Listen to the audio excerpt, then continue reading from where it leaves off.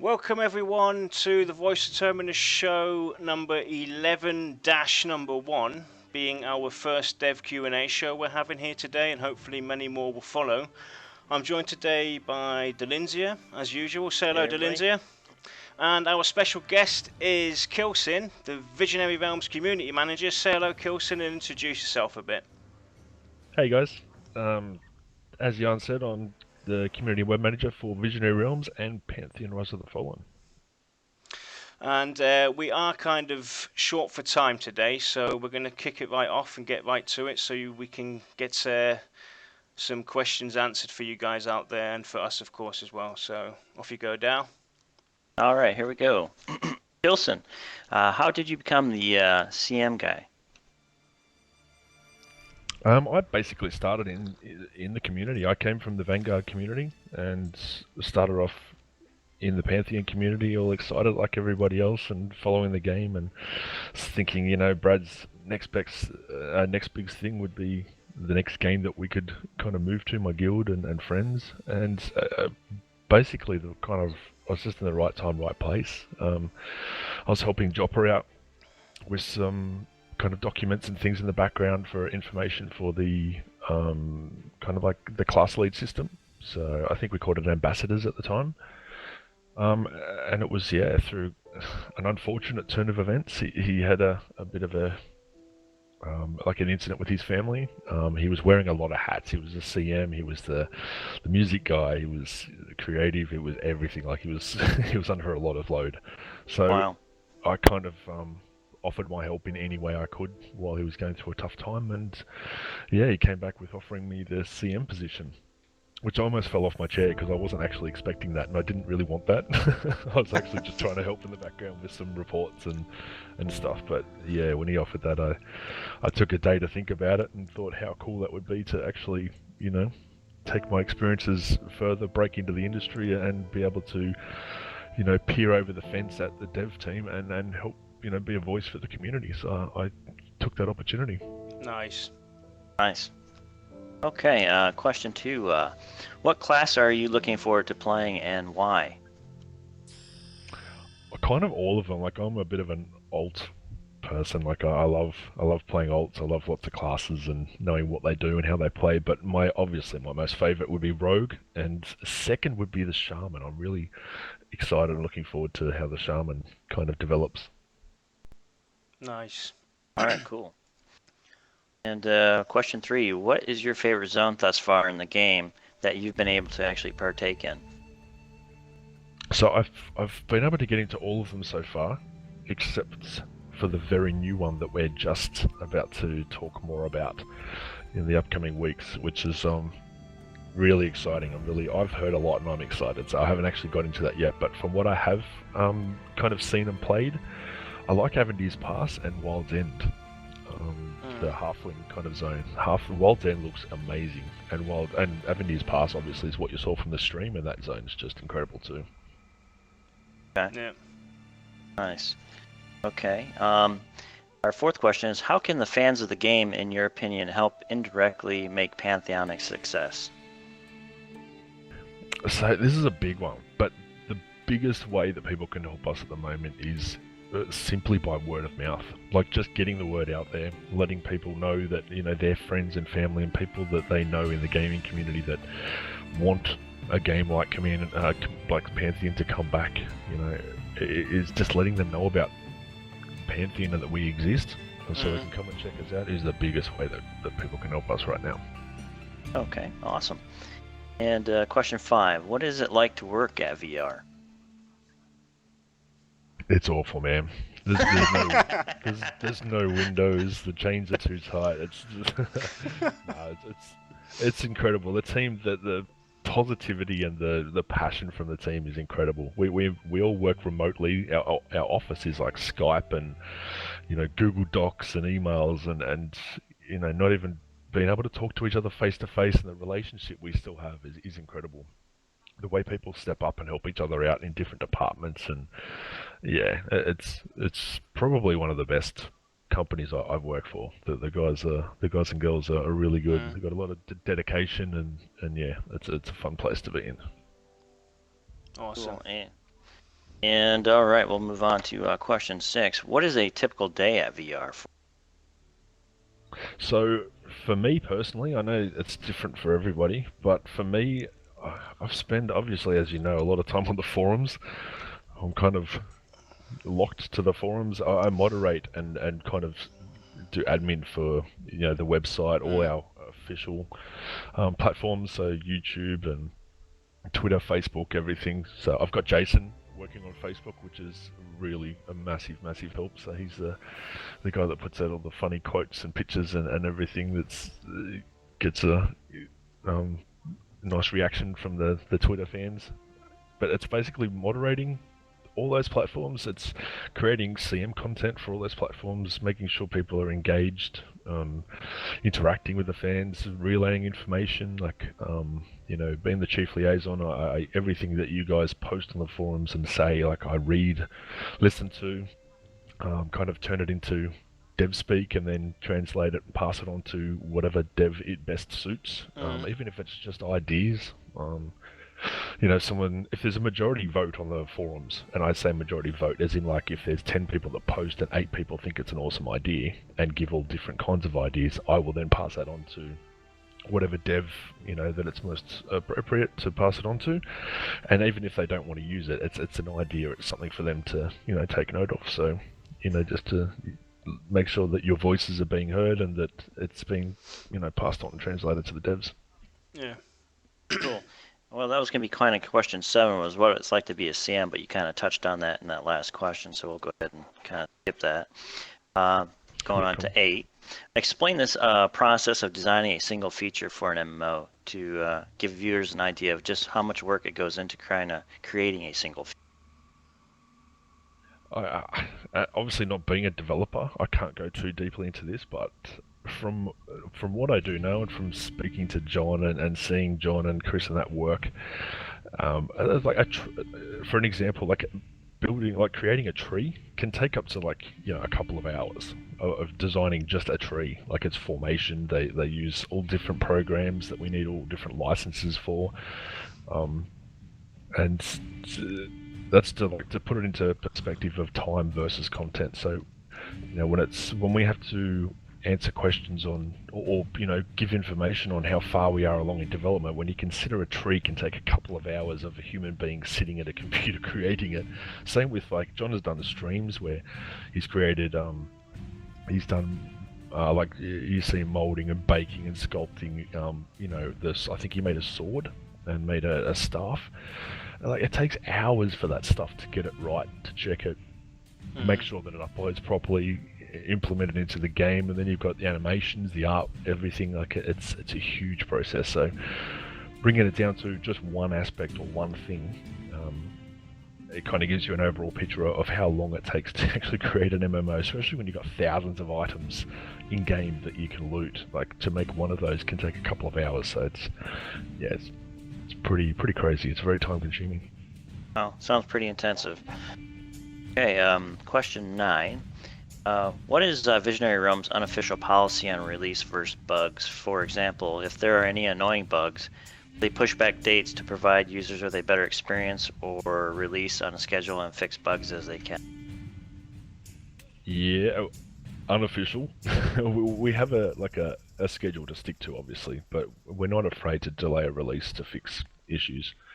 So as you've already seen with the testing phases being pushed back, it's not something we like to do, but we want to get things right before we move on or open it up to the public. So if we come across something that we believe is game breaking or ultimately going to get worse as we go on, or possibly break something else, then yes, we will stop to address that and then move forward. And if that means delaying something, then unfortunately that's what we'll have to do.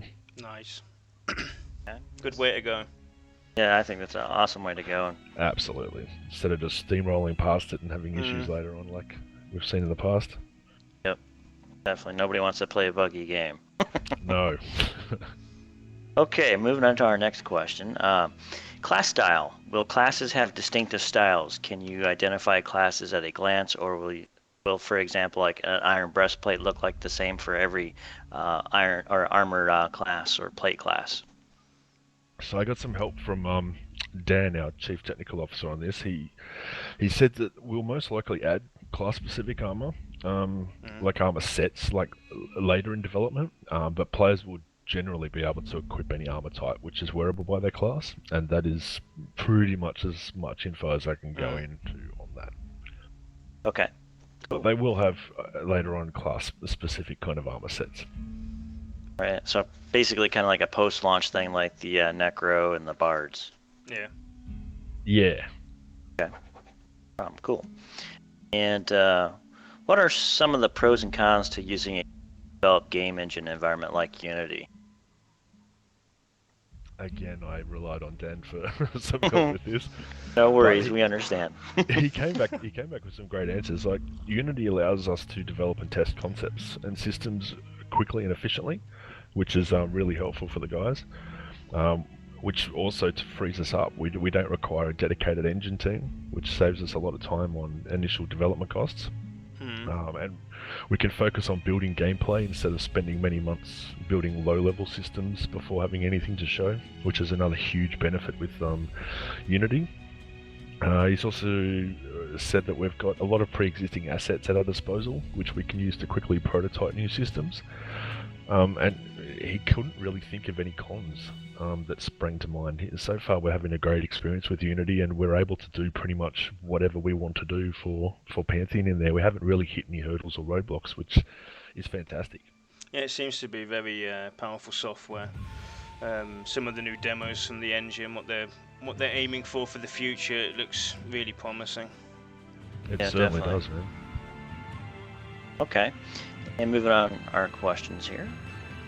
How does the attitude of the community affect the game pre-release development process?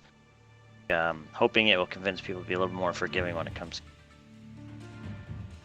Yeah, so this is a good question, and it's a big one. Like, I don't think people understand the impact they actually have on not just us, but any game. Like, the public's voice is so powerful. If to say negativity broke out in our game, that affects so many more people than what people actually understand. Like, anybody visiting our site will read that on the forums. Members of our community can be, tainted by that. It can change and sway their opinion of us and the game, and other community members. It can, it can turn people against each other. It can really sour someone's opinion of something, whether it be our game or the community, or another game or a product. Like, the community's impact and their attitude on something is massive, which is why I make it my number one focus to, interact and engage with you guys and girls to make sure that, you're getting the information you want. I'm trying to answer as many questions as I can. I'm up to ridiculous hours Australian time when I post content and questions on Facebook and the forums and Twitter, answering questions and trying to give meaningful replies to people when they've got questions, or if they take the time to reply to my content, then I try to give them the respect of replying back in a meaningful manner as well. I can actually vouch for that. I mean, I've worked it out to 2 hours of silence from you is what I've experienced so far, so you are a robot. I do try to sleep. Yeah, well, that's good though. I mean, it's nice to see that the developers and the community manager actually engage in. There's some folks out there in our channel have experienced some, like, the cold shoulder from the dev teams. So have I, man. Like, I'm not going to name names or games, but I've been part of communities as well where I've experienced cold shoulders or PR talk, and I can't stand that. I will never be one of those people.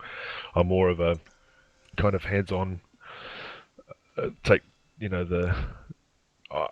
give information to people. Like, I don't see any reason to withhold information that we can talk about. It doesn't make sense. So I'd rather, even if I can say just a little bit, then I'll speak to the team, and then I'll come out and I'll talk to you guys, so you have even a slight understanding of what we're going through, what we're working on, or what our answer is to something. I think that's better than silence, definitely. Definitely. Okay, let's move right along here. Is have any kind of game guide system where veteran players can apply to act as special helpers to new players, something that could be helpful to me? Yes, absolutely. Like we had a guides program in Vanguard, and I know various other games. I'm not too sure on how if it was in EQ or how that was run, but I do know that it is something I am definitely considering. I've raised it with the team, and I know there's some definite interest in it. It's just something it's kind of something we look at a little bit further on down the track once we're into testing and looking at setting up things like that further. But it's definitely something that I'm considering. Definitely, Awesome. I think it'll be a great help. And as a CM, like I'm one person. I've got two guys that I work with, two fantastic guys, Jason and Som, and Ben, the director of communications. It's to have community input and help in game when we actually launch is going to be, we'll have, staff GMs as well, like devs and myself and that jumping in to help with GMs, but it's having a guide program and actual community members that are passionate about the community, doing community events, helping the community is going to be something that I really look forward to. Nice. Be excited for some folks out there who might be. Yeah, okay. Absolutely. All right. Is the game planned to be released in multiple languages, like all of our non-English speaking? Not at this stage. I have spoken to the guys, but it's maybe further on down the track if there's enough support and interest for it, we will. But not at this stage. It's mainly going to be an English release. Okay. Understandable, since it's still in development. Okay.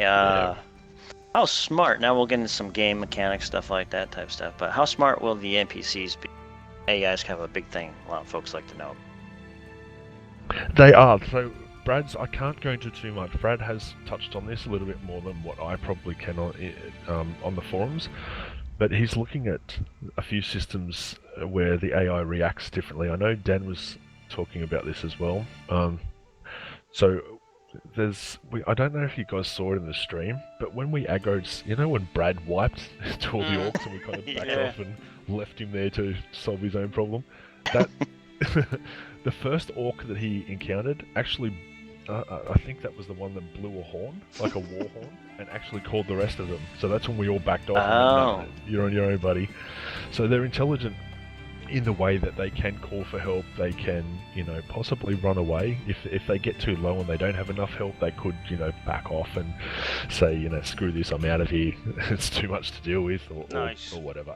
And Awesome. I think to do with pathing as well, I know Corey's working with Chris Perkins as well, Jopper, on some of the pathing and AI and things like that. So it's, we're trying to not make it your silly, typical dumb AI that just follows one path and does one thing. We want it to be a little bit more kind of reactive and have a little bit more intelligence. Mm-hmm.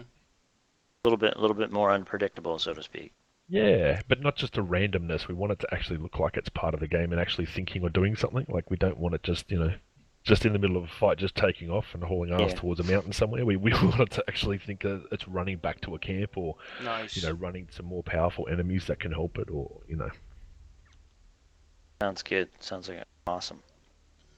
Okay, will there be a fast travel system? Brad has touched on this previously in the forums.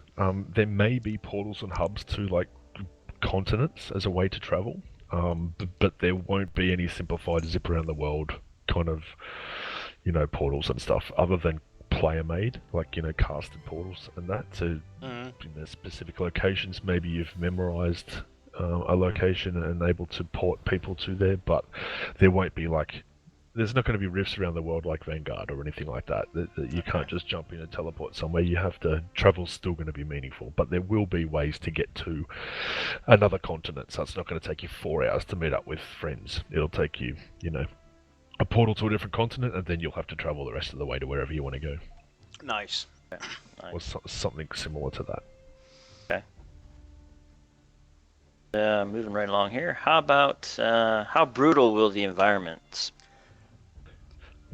So this is a good one. Some areas will be brutal without the right gear or runes to protect you, but it won't be every second zone limiting your exploring potential. Like, it's not. We don't want to restrict you too much with things like that. But as you saw with Avenues Past in our stream, when we're up in the Shades area, where that boss that trolled us and kept spawn killing us, that area, you saw the two big kind of glowing purple effects. And when we got in there, what it did to us. So without equipping the right kind of gems or charms to mitigate from that kind of damage, it'll hurt you pretty badly. But they're not going to be so frequently that it's going to annoy you that you can't travel and it'll stop you. But it will stop you from entering certain zones with bosses or good loot or quest lines or something. So it will be something that you'll have to overcome. But yeah, it shouldn't be too frequent to annoy you. But we've got weather conditions as well. So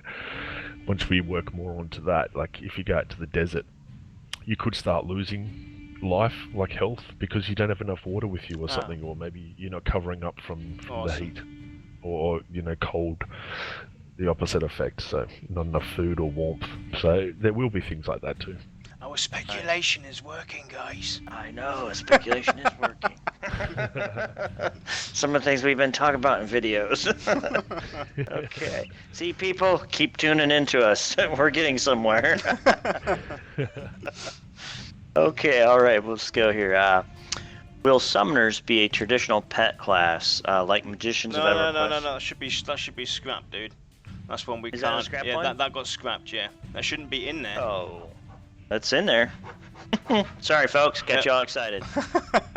That's one question we cannot answer at this point in time, guys. Yeah, That was could be one of my questions. we'll have more on the summoners and other classes a bit later as we go, but we're on a scheduled release program for classes, so we've got another one coming up shortly, which I know you guys will enjoy, with some new content too. So, but until then, we can't really go into too more detail until we get them out. So, not a problem. Okay, should be next month. Where does Visionary Realms intend to be with Pantheon, and what's their definition of MMO Nirvana? I think Brad had a good answer for this. Yeah, so the reply I got from Brad was Pantheon in 10 years, Pantheon plus Minecraft using virtual reality hardware. So I'm not sure if you guys saw that demo. That was actually friggin' awesome. It was showing Minecraft in virtual reality using a headset and actually a 3D world looking down into your game and you could run around and play and turn the world around, develop it, run around and play. It was pretty crazy. And I think he was just kind of doing a bit of a play on that, how awesome that would be in Pantheon. Nice. Figured as much for that one. Okay, will new lore be published anytime soon? Yes, soon. We've got new lore, but we package it up now to be a little bit more meaningful with content or with newsletters, so it's got something to go with or explain. Justin's been working really hard on the lore, and it's coming along really nicely. I'm really excited to see how you guys react to some more of the stuff that he releases. But we don't want to just release it on its own. We're tending to kind of package a few things together now, so it comes out and it has a little bit more meaning. So that will be coming up soon, and I think we may have some with the new content coming up in the next month or so, but I'm not too sure on that. Don't quote me, but there is some coming up soon. No quotes, people. No quotes. No quotes. No Put quotes. the notepads away. Yep. Okay. Moving along here, is there a missing continent on the map? Have they set up the map with good, bad, neutral continents? Sorry.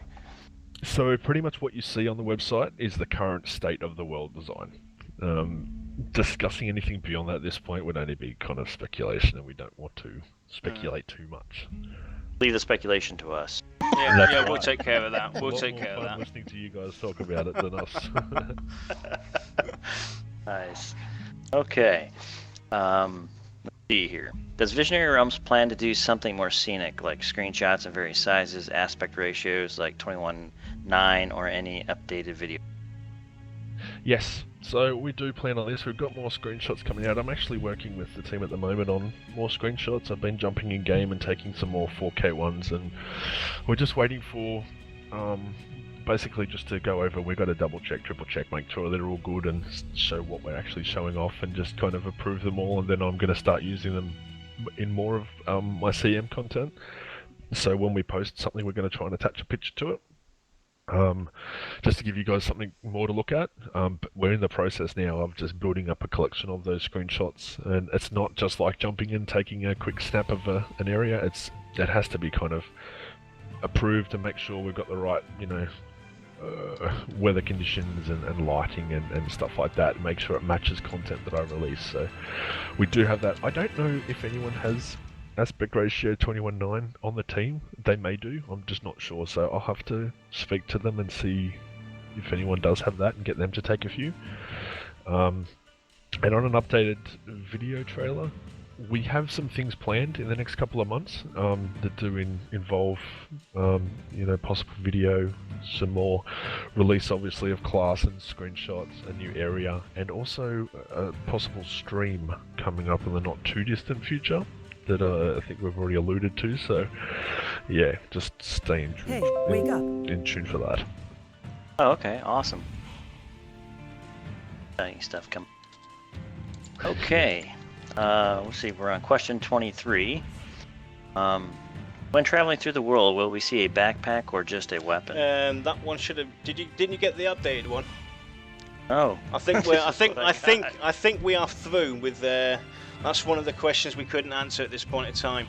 So what we'll do is now we'll give you guys in chat now and Lexa a few minutes to shoot out some questions in chat that Lexa will note down, and we'll see what we can pass on to Kilsin and see what he can answer. So go ahead and write your questions in chat, guys, and we'll give it 3 minutes. I'll keep an eye on chat as well, because I know it's going to be hard to pick it up when questions go flying through, and then we'll go from there. Yeah, sounds like some exciting stuff coming ahead. Yep. Absolutely. Don't forget tomorrow, guys, as well, that we will be streaming our regular show. And tomorrow's topic is class discussion on the Dire Lord. So we'll be doing a lot of speculating on the Dire Lord. We're trying to get the speculation going before they release all the classes ahead of us. So we're trying to get as much speculation in there and maybe push these guys in a different direction, kind of, Give them some ideas. The Dire Lord's a good class, man. That's what I'm looking forward to as well. The cleric in that shield wall sounds pretty awesome too. That is awesome. The plans that we have for some of the classes are insane. That cleric, have we spoken about what that shield wall would actually do, or situations you can use that in? I think we did, but if it's all right for you to talk about that and kind of explain that a little bit, that'd be cool. Oh, that's right. That was a discussion off air. Yes. That was cool. So basically, if I'm in how we have it set up at the moment, this could change obviously, but if you're in a dungeon and it breaks off into multiple paths, and say you could be in a group or raiding or whatever, or just down there with a small group of friends, if it's not too tough a dungeon, just say you trigger some event or you just annoy a lot of mobs and they start coming down multiple paths towards you, that cleric shield wall you can activate that and block an entire passage so nothing can pass through it. And then just deal with the ones coming down from, one of the lanes, and then, yeah, obviously if you can deal with them quick enough before the wall comes down. So it's used as a kind of a CC defensive kind of mechanism. So that's something I think is pretty awesome. Yeah, it sounds epic. That sounds awesome. That sounds amazing. That'd be cool. Yeah. So most classes will have, some things along those lines that will be kind of class defining, or something Definitely. pretty cool. Yeah, we've always talked about it on the show. It's got to be unique to each class and make them feel special. Yep. That's right. Makes them bring something to the group, make them wanted, loved, because class interdependence and balance is key to a game like this. So yeah, we're really looking forward to it. And just to inform everyone, right, Kilsin does not have a webcam at the moment. We do hope sometime down the line, if this all Yes. goes well and we get other developers with Kilsin on the show, Kilsin has promised he will equip himself with a cam and actually come on the show visually, so we get to actually see him. So Absolutely, man. I've been lazy, been slack. I've got to pick my game up. I haven't had a webcam for so long. I've been asked several times as well, and I still haven't. So that's something I've got to fix. We'll raise some donations up and get you a camera. Yep. We have a donate button underneath our stream. All the funds that now go to Pantheon VOT, if you donate here, they will go into buying Kilsin a webcam, so we can get it to him as soon as possible. Oh man, no, it's okay. I will definitely buy one soon. Right, so we'll give it another minute, and Alexa, do you want to jump on, activate your voice, and tell us how you're coming along? Hey guys, we've got quite a number of questions. One or two of them might be a little on the can't answer side, but we'll go down and get what we can. Well, do you want to start shooting it off then, do you? Yeah, I can start right now. Okay, our first question is from Zach Karos. Will the character models eventually look like those shown under the races section? So yeah, like character models and animations and that is something that we're working on. So they will change. They're kind of like placeholders, and we've said that a few times now, just to kind of show you guys something. If we didn't have them, we wouldn't have characters. So we want to put something in there just as a placeholder, just to show, you guys what they could look like. But our characters will definitely change. And although the artwork on the website is concept art, we do want our characters to look similar to that. So that's something that we'll make changes to as we go forward. Nice. Perfect. Yeah, so I think the biggest concern was, like, you see the Scar race with a lot of spikes and stuff like that, and people are just curious if they would actually look similar to how they're represented. Yeah, the idea is to make them look similar, so we'll Awesome. do the best that we can with the character models. Right, there are obvious limitations to just what you can do. Yeah, And be efficient. it can be a bit tough, but we want to stick to them as best as we can. Right. Next one. The next question is from Wiki Wacky Woo, and I'm sorry if I mispronounce your name, people. Can you comment on the influence from Vanguard in particular? I love that name. I can't personally, I'm not a developer, but I do know that we have got Vanguard influence in there. Personally, coming from 7 years of Vanguard, and people that know me know that I love Vanguard. I ran a guild there, and it's a big part of the community. I can see a lot of Vanguard in Pantheon when I'm just running around. A lot of you may have noticed that too in Avengers Pass. It feels very Vanguard-y. It's like, even though it's zoned, you can't tell. It doesn't feel like a zone. Like, our zones are so freaking huge that it doesn't feel like you're contained in a little zone, kind of boxed in. It feels like you're open and free. You don't see any zone walls or anything, and that feeling, it really kind of gives me that feeling of what I felt like in Vanguard with the chunks, the invisible chunks. Nice. We've also got Corey on our team too. So he's Corey was on the Vanguard team, and he's doing our kind of combat and NPC placement AI and that. So he's there's always going to be some Vanguard touches here and there. Yeah, the next one is from Enadin. Again, sorry if I mispronounce it. They would like to know if there will be more GM interaction like EQ used to be. That's a good question. That's where that kind of touches on the guides program as well. So we will be, like, as the CM, it is my plan to be to have GMs and guides and that in game. I think the way we're going to do GMs, and again, don't quote me, is possibly a staff run. I think we're doing Visionary Realms staff will be GMs, and the guides would be community members chosen by us and the community. But yeah, like, I would love to see GM events and guide events in the game. Absolutely, I think they played a big part in EQ and Vanguard.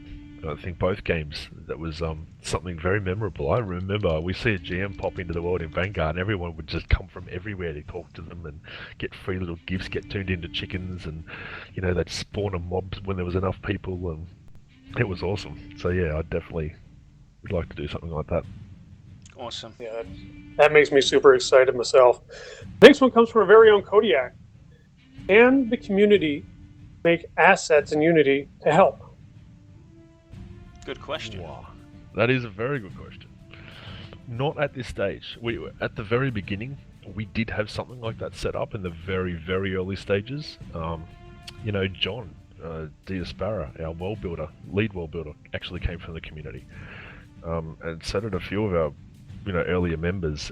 We did have something like that set up with world building and lore as well, but that's not something we continued. We've kind of got our own departments and sections now, so it's more in-house. So unless those community members, if they were very talented in that area, then put your application in to Visionary Realms. We're actually looking for more world builders than that. So if you have the skills, and you think you can, create some of that content that you saw in our stream, working with John Monty, then absolutely put your application in. But we won't really be taking kind of, public assets and using them. Cool. And that actually answers another question too, which was about job inquiries. So, safe to say, if you have any inquiries about jobs or whatnot, the best place to go would be the website. Yes, Definitely. It is a different website though. Okay. Let me just get it up. I'll see if I can link it to you. It's the VR website, right? Yeah, I believe it's under the VR website. Why? So. Yeah, Yes. If there's talented folks out there, definitely. So I'll just put that in the chat. I don't have permission. Oh, there we go. I think you can see it in there, but that's the link. It's our visionaryrealms.com/contact us. So I think we Okay, got- I'll go ahead and pop that in the chat for everybody. Okay, Awesome. cool, thanks. And I Awesome, think we got thank you. time for one more question, and then Yep. probably should let Kilsin Okay, get so going. the next one, let's make this a good one here. And there's so many really good questions here. So sorry guys, we can't get them all, but Make this it one next come from. We could probably do 2 or 3 if you guys want to do a couple more. Okay, Okay. all right. As long as And you we get got one time. here from Lord Exodor. Will there be any gameplay or UI elements to encourage roleplay? Ooh. Oh, yeah, that's a good one. And look, I'm big on roleplay as well. I think our game is an MMORPG, so it's always got an aspect of role-playing, and I do like, seeing role-playing in games. I think they play a big part in the community too. I'm not sure about UI, I'm not sure what they exactly mean by that. Like, you will be able to toggle UI on and off, and there will be ways to move parts of the UI around. I don't know how we could kind of tailor that to specifically to roleplay, but we definitely will. And obviously, if there's enough interest, we're also looking at the possibility of opening up some dedicated servers for roleplaying with possibly different rule set, and maybe we could tweak the UI for that if we get enough feedback on what the role players may actually want that would be helpful to them. But yeah, currently there's nothing really planned other than a server with enough interest and just having the availability or the ability to toggle the UI on and off, and that. I hope that's what you wanted to know. Yeah, that actually answered Yeah. 2 other questions too. Sounds good. Nice. See, he's a killer. He'll squat them. That's right. He's reading my mind. The next one is from 31. Wow, that's a tongue twister. And it's a pretty lighthearted one here. What is your favorite community suggestion for the game? Oh. Man, that's a Ooh. tough question. That's a really tough question. There's so many, and they vary on so many different topics, like from everything from guilds to raids to groups to classes to even UI and that. Like, there's so many. I don't think I could possibly pick one, to be honest. There's too many. Like, if you see how many posts there are on our website, and that's not including Facebook and Twitter, like, I read everything, every single one. And the amount of ideas and suggestions in the last couple of years has been absolutely crazy. And there's been some rippers, but yeah, I don't know. That's tough, man. That would be a tough one. Well, Pick one. that'll be And one I think- you'll get to answer maybe in the next show down the line. Give yourself some brainstorming. Yeah. Yeah, man. I might leave that for another dev because if I don't want to pick that. That's mean. Pass the buck. Yeah, man. That's a big question. Because you pick one too, like it might be something I like that That others might don't, be so. that might be something for the director of communications actually to answer. Here, answer that. Boom. Yeah. Yeah. Now, I did not this throw next you under one, the bus. That was you. Yeah. this next one might be a little bit on the edgy side. You might not be able to answer this one, but it's also one that I'm very interested in from Go for it. Gunnar. Feign Death. Will we see something into Feign Death from EverQuest? Oh, that's another good one, and I believe we will. I'm fairly certain that we will have FD. I don't know too much details on it. There isn't one of our playable classes at the moment. We only have a few in-game, as you can see from the stream, and none of them obviously have Feign Death at the moment, but you would typically assume Feign Death would be with, you know, from my experience, Monk, Necro, possible, you know, Dire Lord, you would think, because of Shadow Knight, Dread Knight. I don't know, don't quote me on that again, but definitely you would think Necro and Monk, both of our experiences with Vanguard with FD, and obviously the Disciple class we had there too, but yeah, we haven't got any classes in at the moment that have that ability, and yeah, that's tough, because... Well, I think it's safe to say that from Gunnar and myself, just the prospect that it is a possibility and it is in the mind of the team makes us very, very happy. Yeah, absolutely, man. It suits a couple of our classes, so it's definitely in our minds. I'm not sure how it'd be implemented or on what classes. You know, monks may not get it. It may be just Necro, or it may be a different version. I'm not sure, but yeah, it's not in the game yet, so I can't really comment on it. But it is something that we're definitely... The guys are aware of all the classes from EverQuest and Vanguard. They're very aware of abilities like that. Awesome. As a side note, to everyone that's watching, you should really tune in tomorrow when we talk about Dire Lord. We have some very interesting things to talk about in terms of Feign Death mechanics. No. Let's make it clear to chat tomorrow that you have a lot to talk about. True. And again, it's just speculation, kind of like starry-eyed, what if? But anyway. He's drooling. Okay, do we have time for one or two more? Yeah, go for it, man. Awesome. Okay, so this next one's from Brislin. Do you plan on any form of ocean or sea travel? Oh, I like sea travel. I loved my boats and galleons in Vanguard. I'm not sure, to be honest. I actually don't know if we're going to have that or not. That'll be something that I'll have to ask the team about. Yeah. Hear that, guys? I You know. got the gear wheels moving. Yeah, I know we have plans for, Okay. you know... Next one is from Medaki. Again, I apologize if I slaughtered it. Yeah. Who is Kilsin's favorite member of the team? Who is Kilson's what? Favorite member of the team?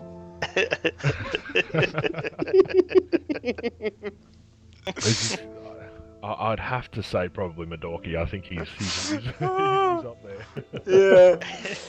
Who I let him figured into that, the stream? you know, what the heck. Gotta say it. Yeah. Who let that guy in here? Yeah.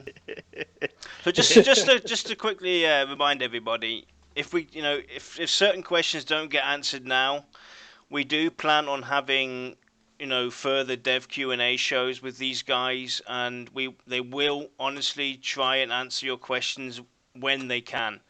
So, you know, just keep shooting them, and when the time is available for them to answer stuff, they will do it. If we miss a question that you've sent us, or you write down and everything, it doesn't get answered in this show, it might get answered in the next one. So, you know, don't feel down because not all questions get answered.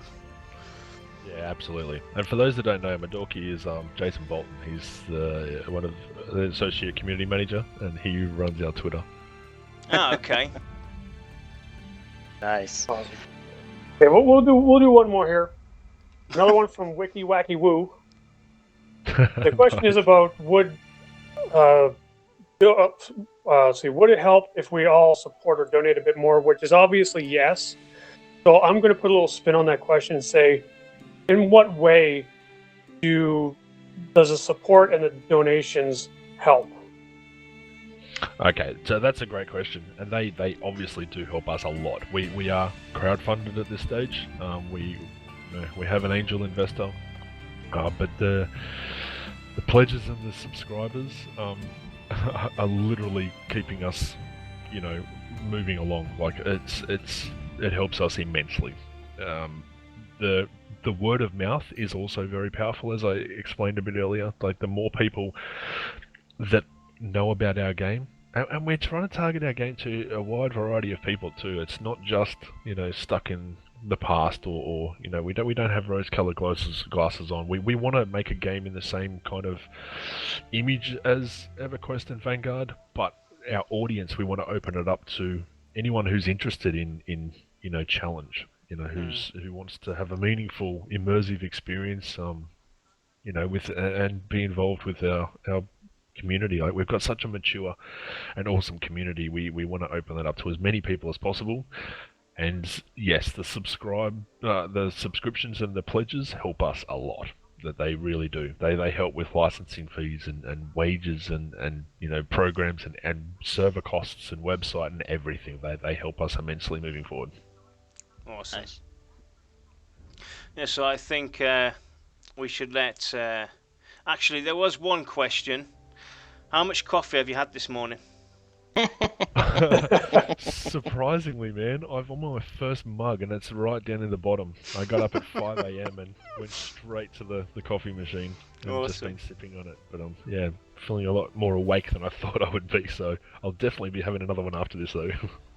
Yep, so we hope that, this brings you guys out there viewing, all of us supporters and everything. We hope it helps to show you that these guys are really committed and that we are valuable. Everyone who's, talking about it, joining in the streams, streaming it, pledging and whatnot, we're all valuable, and this is why Kilsin jumped right on and said, yeah, he'll come onto the show and talk to us and talk to you guys and answer some questions.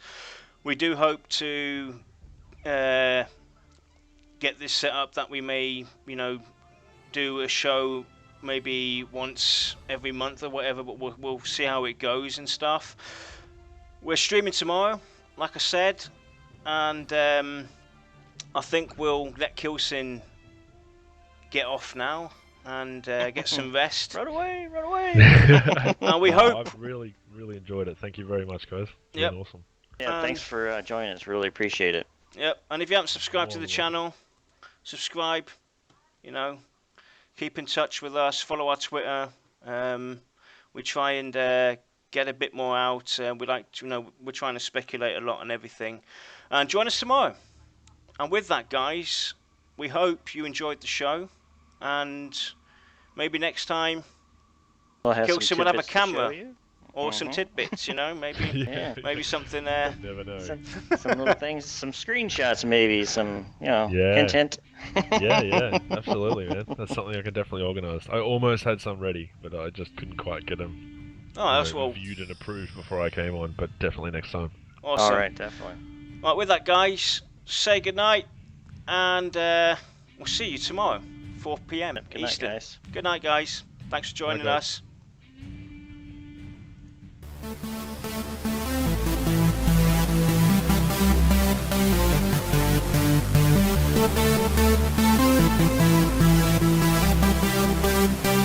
you.